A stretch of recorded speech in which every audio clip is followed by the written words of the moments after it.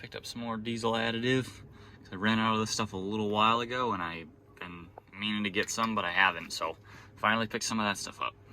Had to fill up. I had a half a tank. Pumps only let you do $100 at a time, so I had to put it back after it hit 100 and take it back out and put it back in the truck again. So I was just under half tank before we filled it, so took me about $140 for half a tank. So I was supposed to do this a long time ago and I kept putting it off. These are the pods that came with the truck. They're literally spray painted over and everything, and they're old junky ones, so I had these new ones. They literally bolt to the bracket that's already there, and then I just gotta take these little clips off, connect the new positive and negative, and then all the rest is still wired up to the truck. When I put it in reverse, they automatically turn on, so nice easy switch.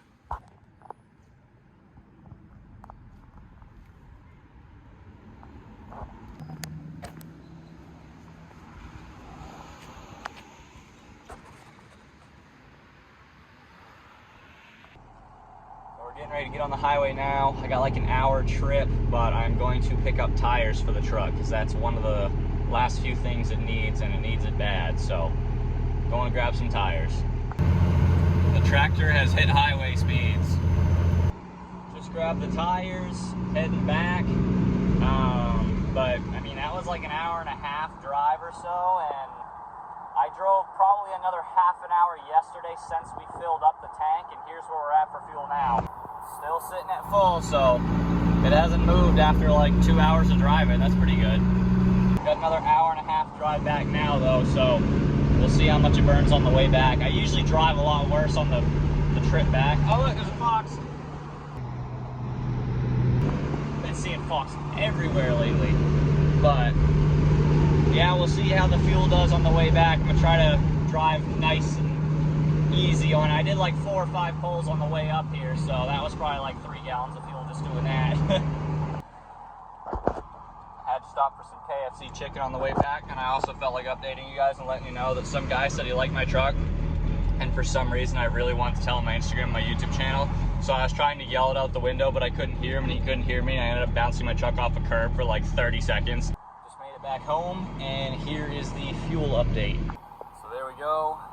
Directly at it, we have burned barely 1/8 of a tank since I filled up, and since I filled up we've probably done about 4 hours worth of driving, and that includes 5 or 6 wide open pulls, so that is not bad at all. Humming down the road at 25 miles per gallon. As you can see, I scrubbed the tires pretty hard on that curb.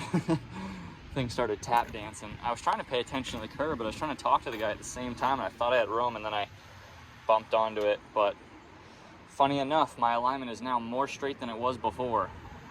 So here's the most important part, is the tires. They are brand new basically. They've got like 1,000 miles on them from some guy. I don't have any interest in the wheels, and even if I did, they're 6 lug. So I'm just gonna sell the wheels basically. I don't care about those.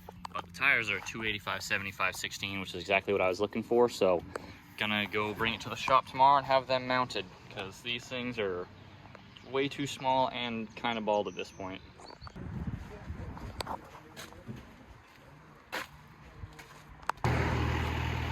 Alright guys, so we got on the new tires. Look pretty decent on it. Definitely fills the wheel wells out a little bit better. And they just don't look spanked. So yeah, pretty decent I'd say. That truck looks a little bit better. They're still not huge because fuel is ridiculous right now, so I really don't want 35s. These are about like a 33, 34. So they're up there in size, but they're not massive. Truck still rides good and everything, but yeah, there we go. Wicked happy with how the tires look on the truck. Not too big, not too small, perfect. They ride really good, look good. I'm happy with them. Just picked up some cheap spray paint, just regular old black, because the inside of my doors are still red. So I gotta do the inside of my doors black.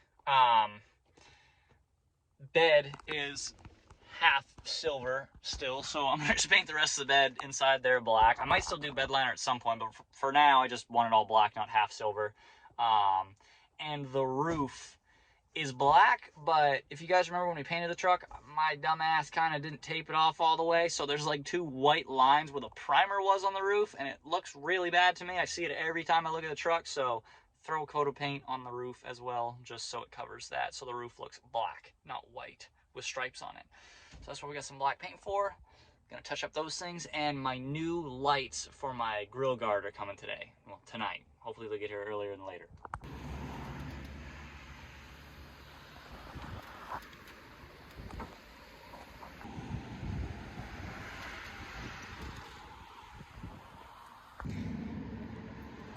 And the new one showed up.